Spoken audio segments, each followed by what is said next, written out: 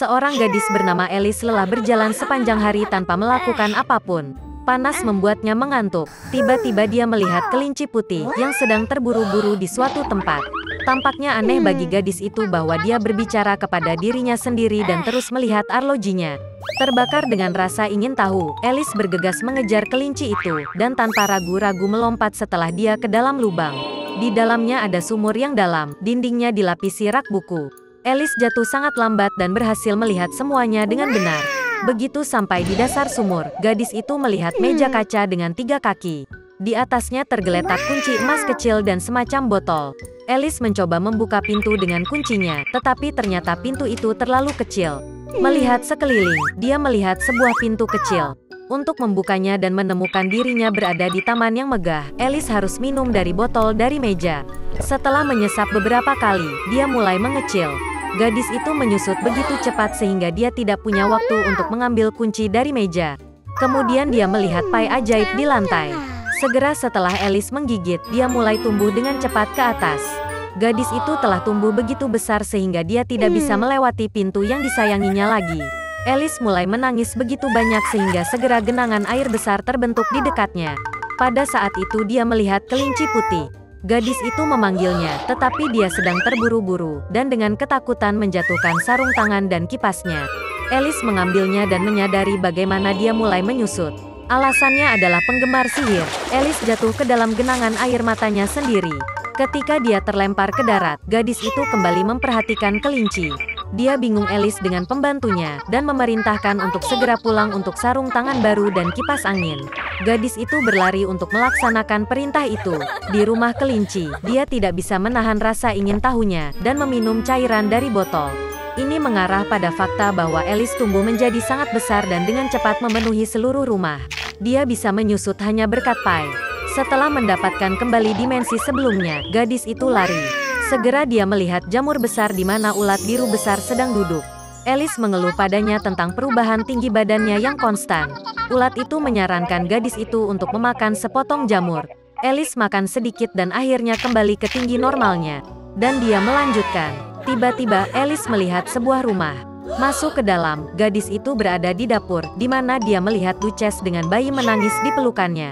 Seekor kucing besar sedang duduk di lantai, tersenyum lebar. Duchess menjelaskan kepada Alice bahwa dia tersenyum karena itu adalah kucing Cheshire. Tiba-tiba kucing itu menghilang dan bayinya menangis. Duchess memberikan anak itu kepada Alice, dan dia sendiri pergi ke ratu. Gadis itu terkejut saat mengetahui bahwa dia tidak menggendong seorang anak, tetapi seekor babi kecil yang nyata. Ketika kucing itu muncul kembali, dia menyarankan Alice untuk menemukan Marechare. Dan kemudian dia menghilang, dan hanya senyumnya yang tersisa di udara. Gadis itu berangkat. Segera dia melihat rumah Marechare. Alice datang tepat pada saat dimulainya pesta teh. Mejanya besar sekali, tapi hanya si Marechare, Mad Hatter, dan Sonya si tikus yang duduk di sana. Mereka tidak mengizinkan siapapun duduk di meja, dan mengatakan bahwa tidak ada ruang. Alice mengetahui bahwa mereka dipaksa untuk minum teh tanpa henti sebagai hukuman karena membunuh waktu. Si kelinci dan si Hatter mengejek gadis itu dengan segala cara yang mungkin dan mengejeknya. Tidak dapat mentolerir kekasaran seperti itu, dia diam-diam bangkit dan pergi. Segera Alice menemukan dirinya di taman yang indah. Dia memperhatikan tukang kebun yang tampak seperti bermain kartu. Mereka mewarnai mawar putih menjadi merah. Gadis itu sangat terkejut dengan ini. Dia mengetahui bahwa ratu mereka menyukai mawar merah, dan hanya mawar putih yang tumbuh. Ratu mengeksekusi para pelayannya untuk pelanggaran sekecil apapun. Tukang kebun bilang dia sedang menilai pelayan yang mencuri kue sekarang. Alice sangat tertarik, dan dia pergi ke pengadilan. Di sana dia melihat Marechare dan Mad Hatter bersaksi. Ketika mereka selesai, ratu tiba-tiba memanggil Alice untuk diinterogasi. Gadis itu menjawab bahwa dia tidak tahu apa-apa, dan memerintahkan untuk melepaskan pelayan itu. Ratu marah dan memerintahkan untuk menangkap gadis itu. Pada saat itu, Alice merasa bahwa dia mulai tumbuh lagi.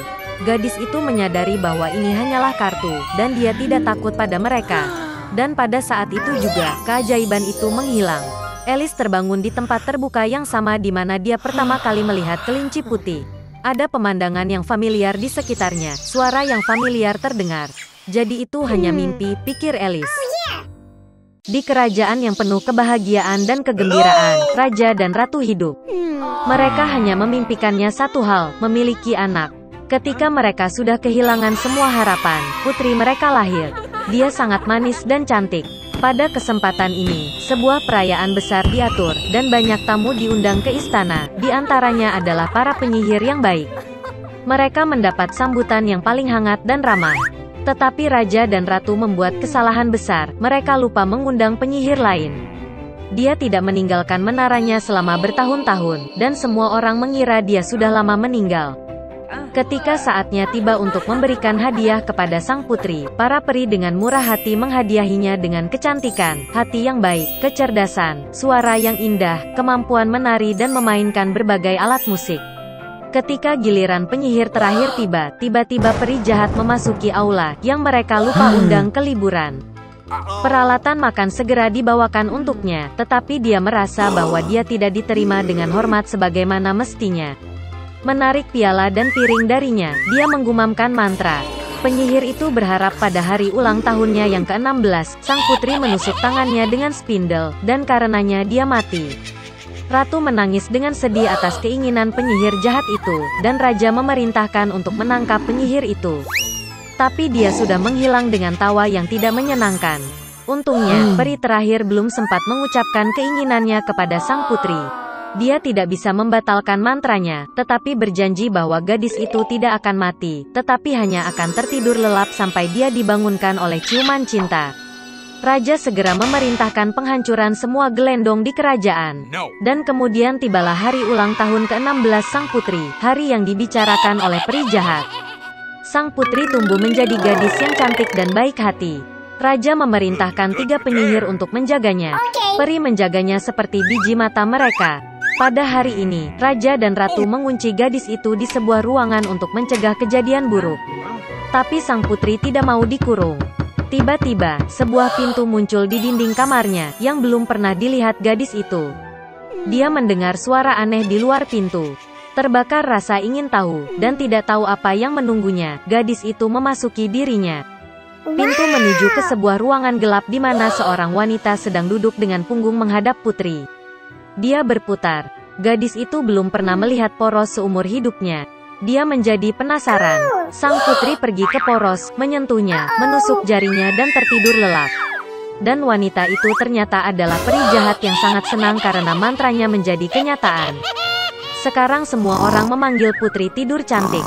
Setelah mengetahui kemalangan tersebut, penyihir yang baik hati memutuskan untuk menidurkan Raja dan Ratu serta seluruh kerajaan sampai gadis itu terbangun. Segera, semak-semak yang tidak bisa ditembus dan semak berduri tumbuh di sekitar kastil sehingga tidak ada yang bisa melewati semak-semak seperti itu. 100 tahun kemudian, seorang pangeran tampan dari kerajaan lain pergi berburu. Melihat dari jauh menara kastil yang ditinggalkan, dia teringat cerita lama tentang putri tidur yang diceritakan oleh orang tuanya. Dan pangeran memutuskan untuk masuk. Dia berjuang untuk melewati semak-semak yang tidak bisa ditembus dan semak berduri. Namun pada akhirnya, sang pangeran mendekati gerbang kastil yang ditinggalkan. Dia berjalan mengelilingi seluruh kastil, dan melihat ke ruang tahta. Di sana pangeran melihat Raja dan Ratu sedang tidur. Kemudian, di salah satu kamar, dia melihat putri tidur. Dia sedang tidur di tempat tidur yang dihiasi bunga. Pangeran pergi ke tempat tidur, menatap putri cantik itu, dan merasakan cinta memenuhi hatinya.